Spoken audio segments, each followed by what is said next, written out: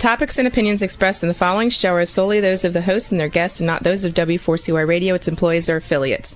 We make no recommendations or endorsements for radio show programs, services, or products mentioned on air or on our web. No liability, explicit or implied, shall be extended to W4CY Radio or its employees or affiliates. Any questions or comments should be directed to those show hosts.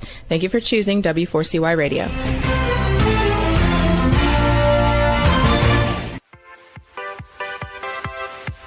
Welcome to the Ask Good Questions podcast, broadcasting live every Wednesday, 6 p.m. Eastern Time on W4CY Radio at W4CY.com. This week and every week, we will reach for a higher purpose in money and life, as well as a focus on health and wellness. Now, let's join your host, Benita Bell-Andersen, as together we start with Asking Good Questions. Hello and welcome to the Ask Good Questions podcast, where we try to ask a lot of good questions every single week. I'm your host, Benita Bell-Andersen, and we have a very pertinent, very, very timely topic today around health and wellness. And I have got one of the stellar nutritionists in the whole country here with me today. Her name is Jana Jamail. I will invite her to the podcast stage now. Hello. Did I say your name right? Yes, you did. Okay. I was like, as I'm saying it, I'm going, did I do that right? Anyway, this is a gal that I have had the joy of getting to know a whole lot more this year. And let me tell you just a little bit about this girl. She's actually in Austin, Texas, correct? Right? Yes. And she is a functional nutritionist and a neuroscientist. I didn't know that those two went together. She runs a private practice working with high-performing individuals and focuses on finding the root cause of complex symptoms. She sees clients with a whole lot of different complaints, including gut issues and brain fog and chronic exhaustion. She's going to have a story about that today. She uses individualized clinical protocols, advanced testing, and simple changes. Probably the most important one is simple changes to alleviate symptoms, improve health, and introduce realistic lifestyle changes for lasting improvement. So anything you want to add to that? No, that sums it up pretty good. Yeah. Well, I just love that you research as well as getting to know people and helping them, because I think that makes it possible for you to stay timely on what's going on with everything that's happening in medicine these days. Well, and a lot of people don't think of nutritionists as researchers, but in a lot of ways we are, because we get different cases coming in all the time. Everybody with different symptoms, different background history, different family history, different exposure history. And so we have to take all of those pieces and then come up with what's best for that individual person. So in a lot of the ways, we're kind of doing research all the time. We just don't really call it that. Right. Well, like I'm, while you're talking about that, I'm thinking, because you and I have done some consulting, and it's like, you can't make me do anything. You also have to deal with that person's motivation and their willingness to follow the things that you're telling them. And in the end, it's going to get down to that person. Mm-hmm. Right. And they're going to be 100% responsible for their own self, which is what I always say. Yeah. They're just, it's just crazy. So today we're going to focus on magnesium. I think there's I've been confused about, because you see all these different ones. So we're going to clear this up today. So what was it? How did you become interested in specializing in mineral and magnesium deficiencies that people have? So if you do a master's in nutrition, you have to get deep into the nitty gritty of vitamins, minerals. What are those doing? What do they turn on and off in the body? Why are they essential? How do you absorb them? How long does it take to absorb them? So in one of my assignments for class, it was all about magnesium. And most people kind of focus on sleep, anxiety, and then if you're constipated. But because I'm a neuroscientist and I've always loved neuro, I wanted to know what was going on with the brain and magnesium. And the research I started stumbling upon was concussion protocols and how magnesium is one of the first things that you give to people who have a concussion. Not a severe concussion where we're talking like you're hospitalized and you're comatose. We're talking like a football player has been concussed on the field. They're coming off. We are immediately handing them magnesium. Why are we doing that? And then that led me into there's different types of strokes. And there's also something called a TIA, which is a stroke-like event. Yeah. Magnesium is essential for recovering from that. And it can actually determine how long you have symptoms. And so from there, I really started thinking about what is so important with magnesium in the brain. And, I'm actually going to be using a completely different type of magnesium than my counterparts are in their nutrition practices, because they may not see anyone with a stroke or with a concussion and have to recover from that. So that's kind of what got me on the hamster wheel of magnesium. Well, I mean, for a long time, I had no idea that there was even different types. I know most people know there might be two. There's a lot. Yeah, it's like, what? And one of the things I did in getting ready for this is you have an article on your website, which we'll have information about where to find that. But that article talks about matching the right form to your body's needs. Yes. So what first tipped you off to there's different things for different problems here? So yeah, that a lot of that again is just from school. Like I had to know what types of magnesium affected the gut and what is going to affect your sleep. And then some of them aren't even magnesium that you're going to take orally, that sometimes Epsom salt is actually a form of magnesium. People don't really know that. There's also magnesium chloride, which you actually can put on as a lotion and rub into your legs for muscle recovery. So there's so many different forms. And then we have to be mindful, like, if I have a client come to me and they have irritable bowel syndrome and they lean loose stool, if I give them certain magnesium, I'm going to make their life miserable. So you have to be you need to be mindful of what you're giving. And then we also have to understand all of the layers that it's going to affect. And then how is that absorbed? So the absorption is key because you can't actually absorb magnesium without boron. But then there's certain types specifically for bone health that you need vitamin D and you need vitamin K2. You can't absorb it properly. So even there, like your absorption is completely different depending on what you're taking. Well, I'm thinking of a ginormous bottle that I saw at Costco. And I can't. And do you know the one I'm talking about? And they were like the people at the little tables, and they're hyping certain products at Costco. Well, this was like a giant bottle of magnesium gummies. Oh, sure. And it feels like magnesium is having like all this hype around it. Do you feel like that's the case these days? Yeah, so a lot of our soil doesn't have the same amount of minerals that we used to have, and magnesium is one of those. And so I kind of feel like magnesium is starting to become talked about almost like vitamin D, where it really doesn't matter where you live on the planet, you should probably be taking vitamin D. We're just not absorbing it like we used to. So I live in the South, I still have to take vitamin D. That's kind of the conversation around magnesium right now as well, is are we getting enough? Because your body utilizes magnesium almost immediately. There's about 2 forms that it slows down and it doesn't get absorbed in the gut in the same way. But most of your magnesium, it is absorbed and used pretty much on the spot, which is why it's really hard also to measure magnesium. So some people want to go get a blood test. It's really hard for a blood test to accurately measure magnesium, especially all the different kinds. So if someone says, I have really low magnesium, that's really hard to determine.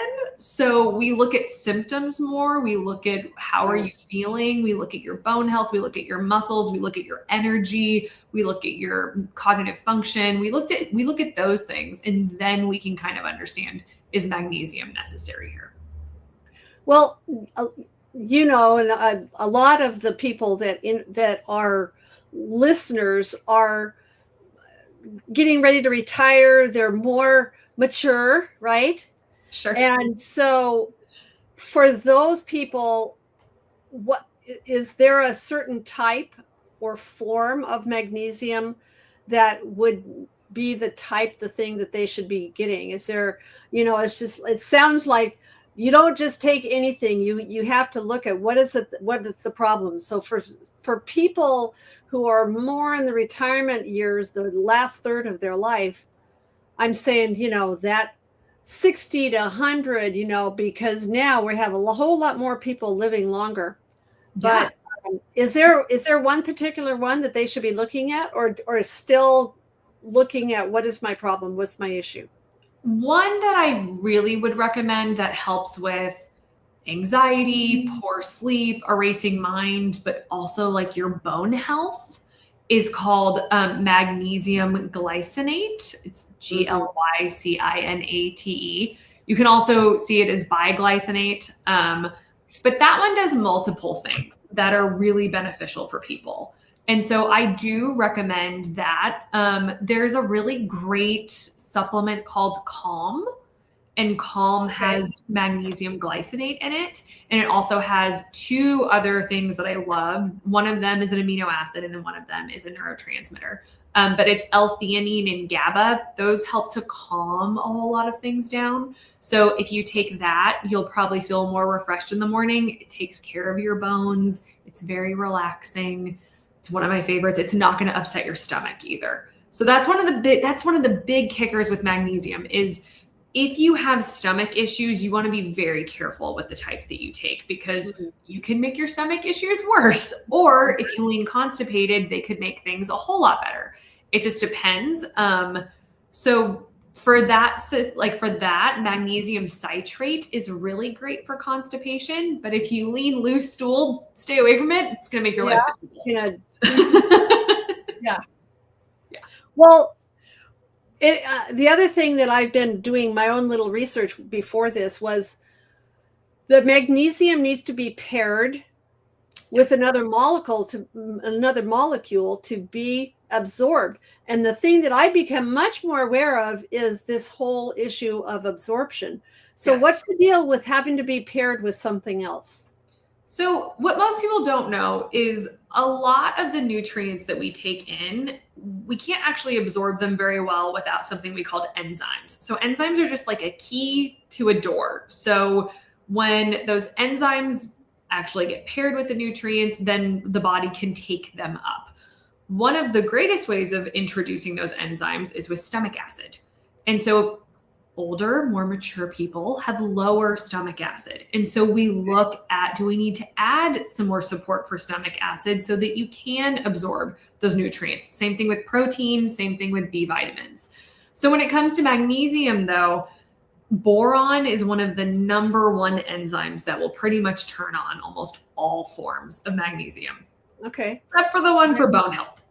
That is, you're going to need vitamin D2 and you're going to need vitamin K3. The reason you need those two isn't necessarily just to turn it all on. It's because you need, we call them osteoblasts, and it's the cells that create new bone health.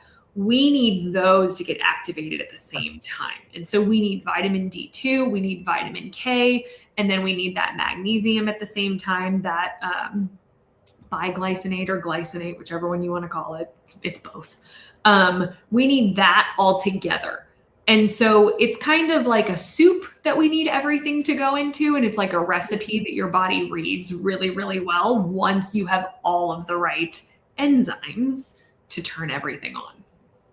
So can you talk just a little bit more, because I think about sleep, because that, I'm guessing that might be one of the biggest things, that if people are dealing with poor sleep or a racing mind, I know I have suffered from that a lot, just going to bed and looking at the ceiling and going, oh, I need to just shut my brain off.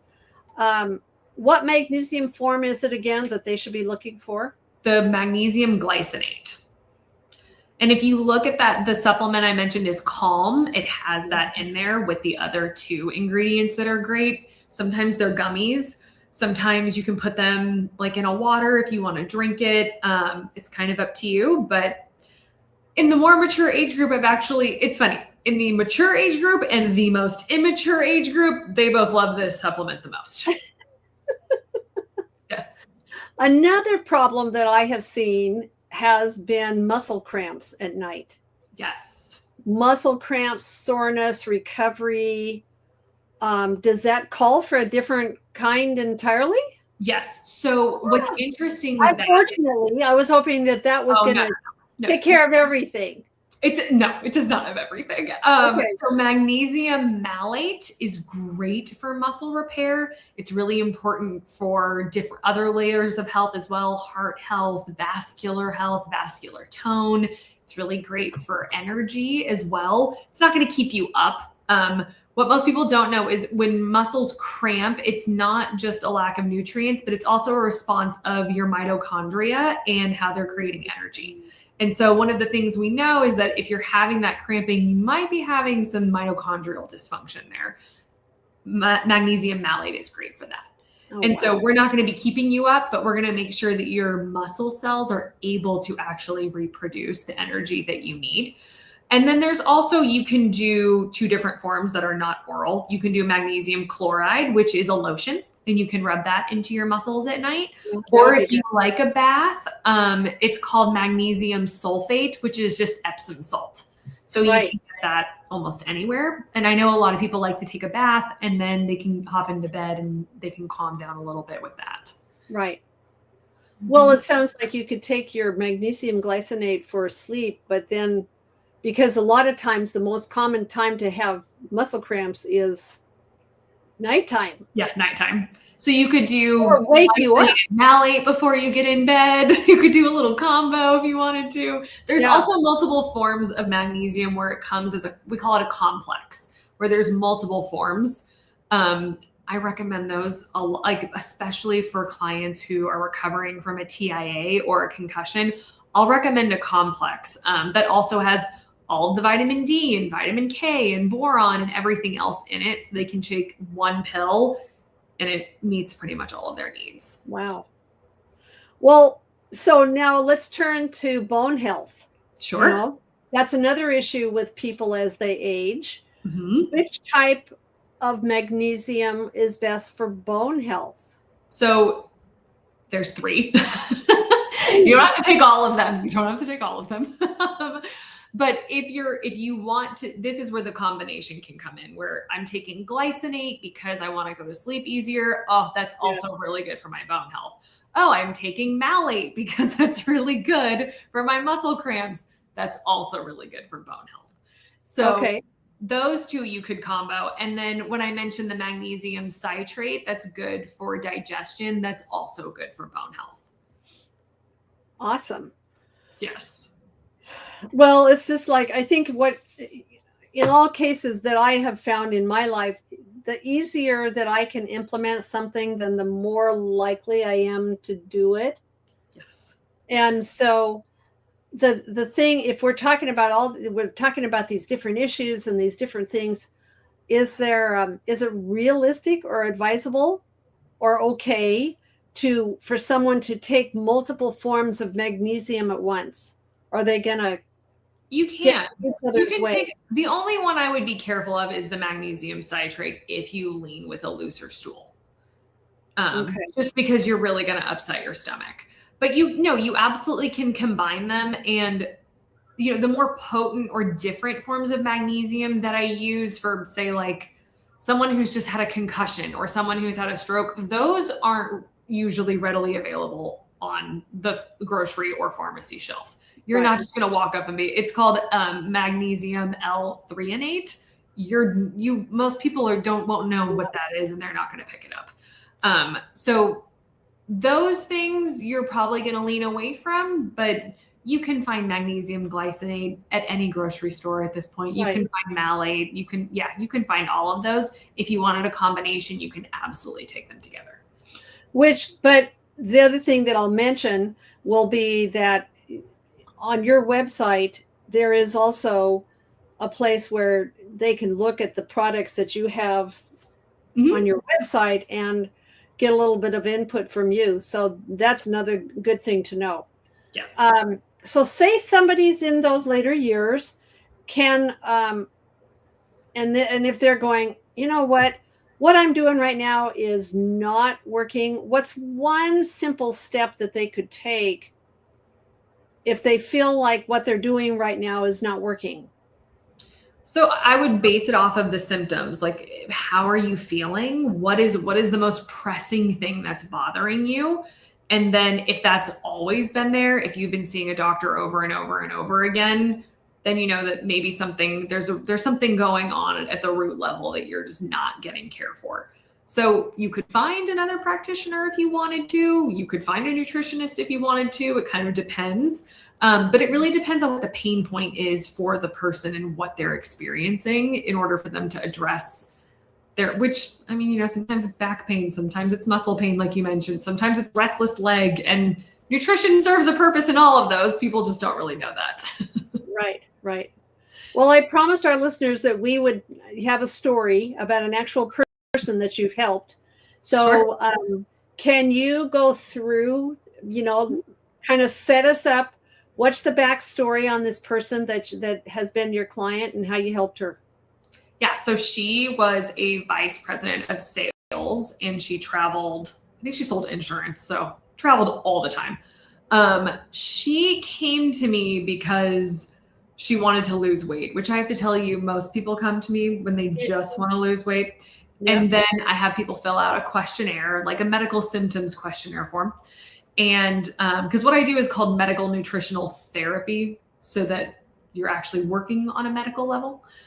So when she filled everything out, girl was struggling. Like, she's so exhausted. She's literally driving early to her sales meetings, sleeping for 10 minutes in the parking lot, then going into her meeting, then leaving and going down to the gas station and taking another 10-minute nap. And this was what she did and she was like, I think this is fine. And I was like, okay, tell me more things about you. And she was living on Diet Coke and caffeine. And the thing that really stood out to me with her was how she spoke to herself internally. She had this idea that she could only be a Doritos girl. She couldn't be a carrot girl. And I was like, okay, we have our work cut out for us. Like, this is an identity crisis. So for her, instead of trying to do an overhaul on her diet and change everything, my first step was actually getting her to sleep. And so for her, what I did was I was like, just stop caffeine 7 hours before you want to be asleep. And then I told her when I wanted her to be asleep. And so, which was by 10. And then we just started working on her sleep. Well, no more caffeine after 3 p.m. Correct. 2:00 is that's it. You better be done sipping by 2. We're not doing any more caffeine after 2. So then it took about 3 weeks, and then she started sleeping normally. And once she could, because her brain, the brain fog from not sleeping, the inflammation from not sleeping, it's pretty aggressive for anyone. So having her being able to do that, then we were able to transition to like, let's change one thing on your plate. So we changed the type of protein she was eating, and then we made sure that she had enough at night so she wasn't starving at night. And then we added walking because that was easy. And we just did little easy things like, let's add a cup of blueberries one week. And we worked together for about 18 weeks. And by the time she was done, she was eating a full Mediterranean diet. She was walking every single day. We were not napping in the gas station anymore. She wasn't drinking Diet Coke anymore. But it's slow changes. Yeah. And she felt, I think she lost over 35 pounds. But it was just really, and sleep had a lot to do with that. I'm not going to lie. Sleep was huge for that. Oh yeah. But yeah, it was just meeting her where she was. She had no energy, period. So there's no way I could have told her, hey, we're going to start a workout routine and we're going to overhaul your entire diet in week 1. Like she never could have. No, it would have been overwhelming. Yeah. She would have been like, okay, I'm never doing this again. But her mindset changed too, because by the end of it, she was like, I'm kind of okay being the carrot girl. And I was like, great. Whatever gets you there. I just need you to eat some vegetables. Well, and that's the thing, it sounds like, like for me, that's what has worked always in my case, is just one little thing. Yeah. And you've got to make it doable.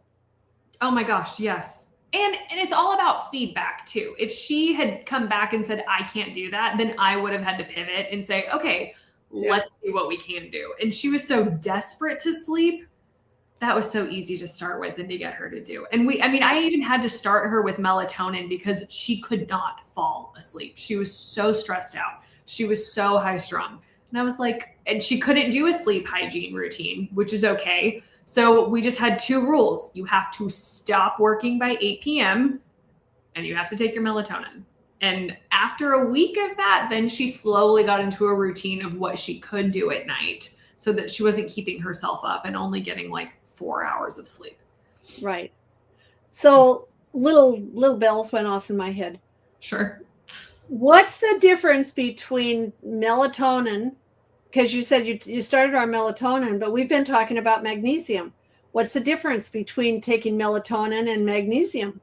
So different functions in the brain. So melatonin is a hormone. It naturally rises when it's getting dark outside. And so that's when you start to feel sleepy and you're like, wow, I'm really tired. And then your cortisol raises in the morning and that diminishes your melatonin and you start to wake up. So you normally have this cycle. Because she screwed up her cycle so badly, we were not having any melatonin rising in the evening. And so magnesium would not have been enough for her it may have made her be like, oh, I'm relaxed enough to continue binging this show instead of I want to go to sleep. So magnesium is also not a hormone, right? But the interesting thing too, magnesium is really important for inflammation, but melatonin in the brain is also an antioxidant. And so when she's not sleeping that much, she's actually creating something we call reactive oxygen species in the brain, which creates inflammation and causes an immune response. Wow. So magnesium would have stopped the inflammation, but it wouldn't have stopped where it was starting. But if I give her melatonin, it stops what's actually creating the inflammation in her brain. Did she continue? Was there ever a point where she was taking melatonin and magnesium? No. She actually was able, once we got her on a rhythmic cycle and her circadian rhythm balanced again, she actually didn't have to take melatonin at all anymore. Okay, awesome. Okay, so let's shift. So I'm looking at the time here. Okay. Let's switch a little bit to how do you, so obviously this is a business of yours. Yeah.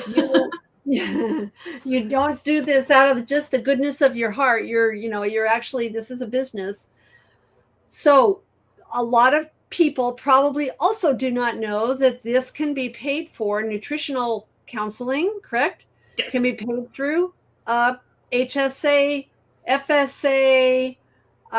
It's called nutritional consulting. So let's talk about how does someone use their health insurance to pay for something like this? Yeah. So some health insurance companies actually cover infinite sessions with me with $0 out of pocket. Whoa, I want that kind of health insurance. I know, right? I'm like, I don't know who's doing this insurance. This is amazing. Yeah. And then there's HSA and FSA. They allow you to use your spending account. So it's like a credit card or like a debit card. They allow you to use that card on services like me. And so if you're not using it for glasses, if you're not seeing the doctor as often as you should, some people aren't using any of those funds and then they just have them there.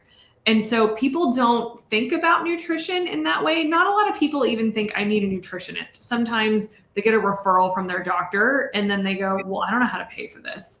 And so you can use that. What people also don't know is you can use that on supplements and labs as well. So if you want like a specialty lab run, which so many people want cortisol run, you can use your card for that. And then if you want to buy magnesium supplements, you can use your card for that. And people just don't know that you have money sitting in your pocket that you could actually be using for other services. Right. Is there any kind of a mindset shift that someone, people would have to realize that they could benefit from something like that, and to consider. So are people going to have a mindset shift to to consider consulting with someone like you? Sometimes, yeah, I would say, like, if you go to the doctor and you have high cholesterol, I might not be the first person you think of working with, but I'm going to save you a whole lot of money on pharmaceuticals if you decide to work with me, because we can help fix that problem just with food. And then you're not having to pay out of pocket for a statin or something else for the rest of your life. Which I'm for. And then there's a lot of things when we look at blood labs, we look at things a little bit differently. So if things are slightly low and slightly high, we take all of that into account. And then we look at, like, how is the body struggling here? Is there something going on? Oh, some people don't know that if you have high cholesterol, a lot of the time when a nutritionist looks at that, we're thinking, is the body struggling somewhere else and compensating? And so we look at the body as a whole. We don't silo the organs. Yeah. And so we just have a little bit of a different view, but a lot of things you can improve with food, with the right, and I say supplements, but sometimes it is like, we just need a supplement for a short period of time to help bring down the cholesterol, and then we get off of it. Right. But a lot of people don't know that, do I want the prescription pad or do I want to make a lifestyle change? And for some people, they don't want to make the lifestyle change, but I'm finding more and more people are tired of having the prescription pad and they would really like to make a lifestyle change instead. Right. It just makes so much more sense to go that direction and be holistic about the whole thing, because you're a whole body. You're not just an organ. Yeah. And there's side effects. Like, I'm not really worried about what the side effect is. If I give you brown rice, like, you're going to be fine. Yeah. Yeah. Well, people that are retired, does the whole HSA, FSA, lifestyle spending account, is that going to even apply to people that are already retired? I don't think so. I think it's mostly for people who are still working, because they're getting that yearly.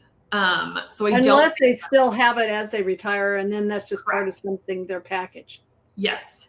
And then they could use it from their package. Absolutely. Mm-hmm. But yeah, this is going to be more for those who go, I don't even know if I have that. If you're listening and you're still working, you need to look at, if you know you have a corporate account, go look, see if you have this, that you can take advantage of something like that. Yeah. So I mean, just use it, period. It's money. Use it. Yeah. Why not? So what does the first month look like? Someone says, hey, I'm going to get on track here with Jana. What does that first month with you look like? So I normally do a free consultation call just to see where someone is at. Sometimes I'm not a good fit. Some people don't want to work with a nutritionist and a neuroscientist. They just want a really, really easy protocol that's going to make them lose weight really fast. So for those people, I probably won't be your person that you'll love. But for other people who have really complex symptoms and they've been miserable for a long time, those are mostly the people that come to me. So I do this call. I give them a game plan, and I let them know if that game plan includes labs or not. And then when they choose to sign up, we do a session, and that includes a lot of education. So a lot of people don't understand a lot about food and how to shape their plate and what they need to do. And then there's meal plan recommendations on different recipes to try, and then really good foods that are therapeutic for the body to include. Sometimes we'll do something called an elimination, where we'll like remove gluten or dairy for a short while and see if that's causing any issues in the body. Sometimes that comes up quite a bit. But it's a lot of individualized moving pieces. And then people can message me literally anytime during the week if they have questions or concerns or they want to know something. But it's a lot of education and meeting people where they are, and then answering some complex questions. There's a lot of people who have gut issues that they have doctors who don't know what small intestinal bacteria overgrowth is, for example. And like, we all know what that is in nutrition, and we all know what we're looking at in nutrition. And so we kind of speak a different language, but we really do have an understanding of what's going on with the body. And we do a good job of checking off the boxes of, okay, if we have an issue in the gut, what do we need to start looking at? What do we need to get tested? And sometimes I refer people out. Sometimes I'll tell people I can get you 88% of the way there. The rest of it, we're going to have to get to a doctor. But I always recommend the doctor, recommend the type of doctor, and then get them care. One of my favorite clients I've had, she might be 20 now. She was passing out all of the time. And I finally was like, just like dropping like a fly. She's walking through the grocery store and she's just falling to the ground. I got her 80% of the way there where we weren't passing out all of the time. But I told her, you're going to need to see a cardiologist because what about a neurologist? What about seizure disorders? Well, so that's what I wondered. Actually, what turns out is she had a hyperactive vagus nerve. And I was like, oh, I know what to do with that. So then we had to change like how she's eating, when she's eating, how to sit after she's eating, electrolyte balance. We're doing completely different work together. But I needed a cardiologist to be able to answer that question on why are you just dropping all of the time? Right. Yeah, you can't be dropping. No, that doesn't work. She's 20. She started dropping all the time at the age of 14. No. This is not normal. Okay, I got to move along here because our time is running away, Jana. Sorry. Speaking of running, you don't have people start exercising right away. Is there why are you taking that approach to not adding exercise right away? So sometimes people are over exercising. Sometimes people's nervous systems are so stressed out. If we add exercise in, the nervous system is just going to get more stressed.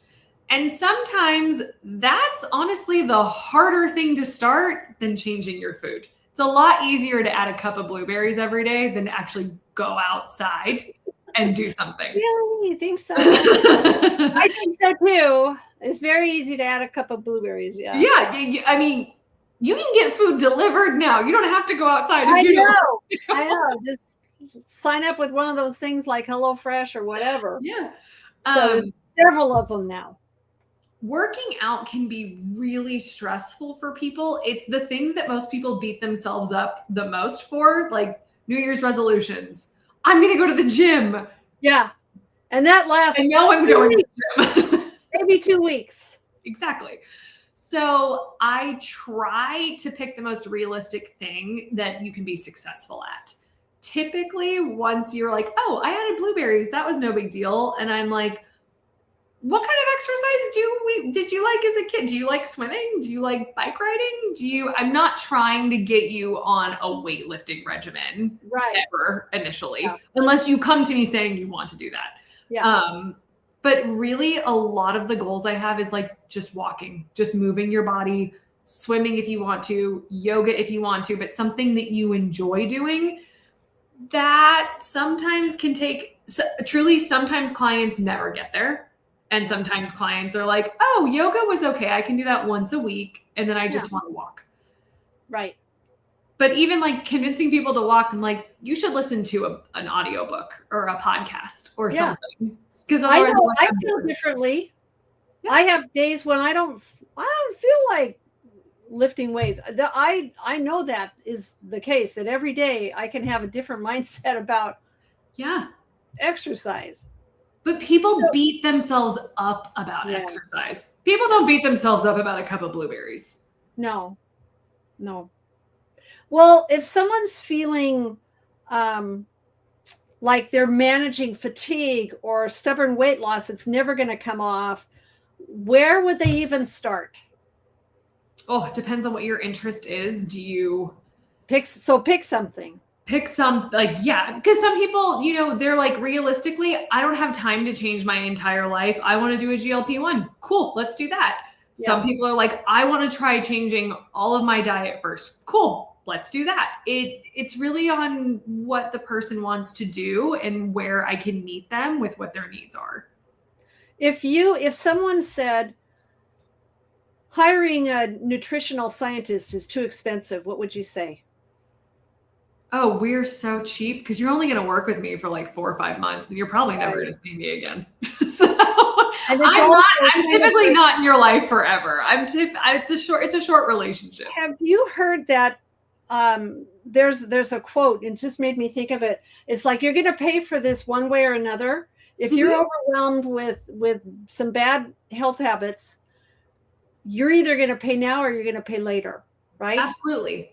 And I promise you, if you decide to go the pharmaceutical route and just do that, you are going to pay like 20 times what it cost. Yeah.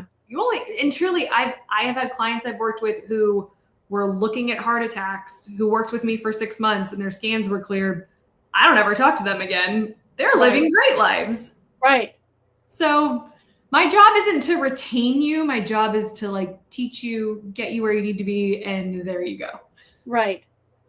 Well, we're going to have to wrap this up. I swear this is like 40 minutes, but it went really fast. I might so if talk someone's, no, you don't talk too much, Jana. If someone listening wants to check whether they have unused HSA, FSA, or lifestyle spending funds, what do they do? Where should be their first move? Where should they go to take a look at that? So they should check with their company that they work with to see what their balance is. That all of that lives in-house with that company. And then anytime they decide to use it, if they use it for nutrition, and they'll automatically get a receipt from that HSA, FSA as well, saying it's approved. Right. We're gonna close up here, and this is this article that's on her website called Match the Right Form to Your Body's Needs. I'm gonna just read the last little paragraph. Sure. Instead of playing a guessing game and buying 5 different bottles, which I sometimes have done that in my life, the modern approach to mineral health favors a comprehensive multi-form formula. By blending these diverse forms into a single ritual, you give your body a true broad spectrum tool. And that's really what the whole magnesium conversation is all about. It's a tool to support your body.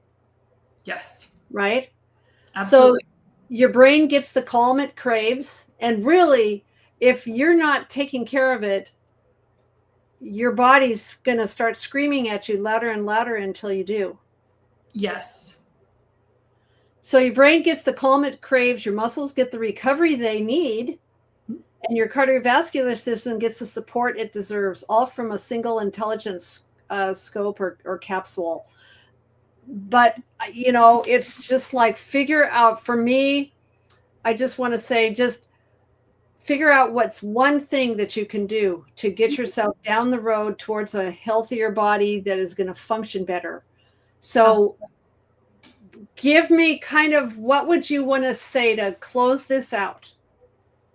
To close it out, I would say, 1, consider nutrition. We might do more than you think we do, as seen by how much I just explained about magnesium. And then 2, look into your HSA, FSA lifestyle spending, because you could be leaving money on the table that you could be using for your health and wellness, and you could be getting help that you probably deserve to have in your life that you may not think you need yet. Well, and being a financial advisor, one thing I always say, and this has kind of become a byline, is health is the first wealth. Absolutely. You can have all the money in the world, but if you do not have your health and you don't take care of this, and I'm just very passionate about this, and you have got to take care of this so that you can continue to be out there and helping people and making a difference in the world. And the people who don't have their health, absolutely agree with you, because it truly feels like there's nothing worse. Yeah. So that's what we're striving for. And Jana, I want to thank you so much for joining me today. This has been a wonderful conversation. There will be a place on my website where I have all the downloads from guests. You can go find information on how to find Jana. Tell everyone what your website is. It's roseginger.com. We won't even get into why you called it that, but okay, that's another day.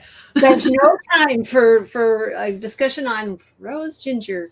Anyway, so thank you, Jana, for joining me today. And thank you so much, everyone, for joining the Ask Good Questions podcast. I think we did ask a lot of good questions, and hopefully you've got some things that you can take away. So with that, thank you for joining us. We'll see you next time.